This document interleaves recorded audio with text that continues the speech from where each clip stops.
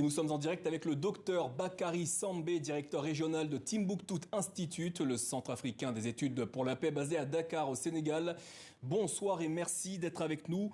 Selon le gouvernement de transition au Mali, cette tentative de coup d'État serait l'œuvre d'un groupuscule d'officiers et de sous-officiers anti-progressistes. Si tel était le cas, cela voudrait-il dire que l'unité n'est plus de mise au sein de l'armée malienne ? Bonsoir et merci de votre invitation. Je crois que des incidents de la sorte se sont multipliés depuis l'année dernière lors de la prière de la fin du Ramadan. D'ailleurs, cette année, le colonel ne s'y est pas rendu au lieu habituel. Il y a aussi des annonces récurrentes à Bamako, parfois officialisées, parfois seulement avec des allusions.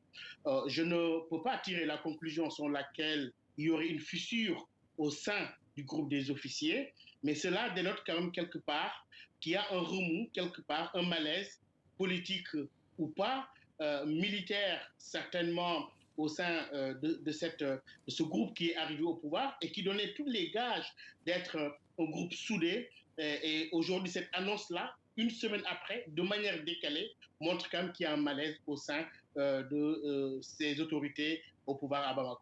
Ce n'est pas la première fois que la junte malienne fait état d'une tentative de putsch. La dernière en date aurait, selon Bamako, été soutenue par un État occidental. Pourquoi les autorités maliennes prennent-elles autant de précautions pour ne pas citer le nom de l'État en question ? Vous savez, la période n'est pas du tout commode. On a trouvé quand même qu'il y a un changement de registre et même de style dans le discours des autorités. On est loin des diatribes et des déclarations de Choguel Maïga il y a quelques mois.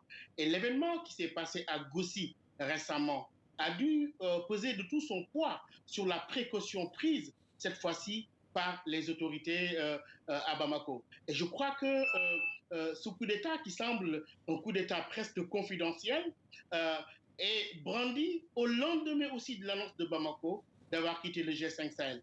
Donc, dans cette même logique de persuasion de l'opinion publique, il y a une résistance en question.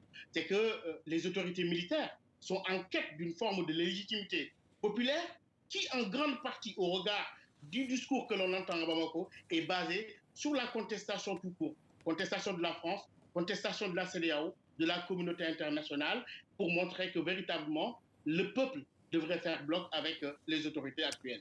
Cette annonce intervient au lendemain du retrait annoncé de tous les organes et instances de la force conjointe du G5 Sahel de la part du Mali. Est-ce une coïncidence ?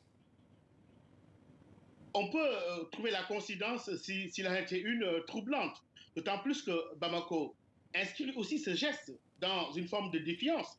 Nous savons que le G5 Sahel ne fonctionnait plus depuis quelques mois, avec 3 membres au moins qui sont dans des phases de transition politique. Le Tchad, le Burkina Faso et le Mali.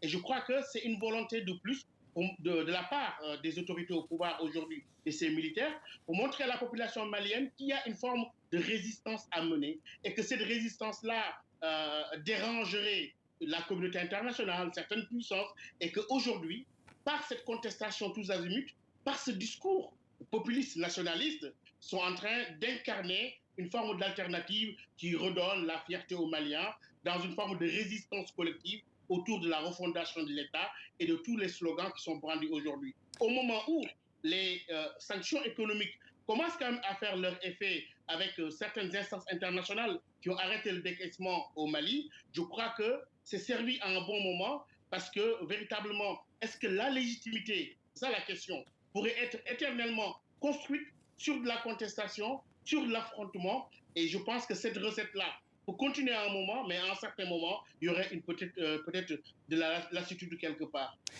Docteur Bakary Sambé, merci d'avoir répondu à nos questions ce soir au sujet de la tentative de coup d'État déjouée dans la nuit du mercredi 11 au jeudi 12 mai au Mali, selon les autorités de Bamako.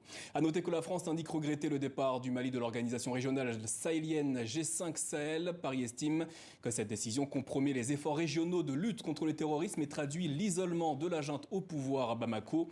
Fin de citation.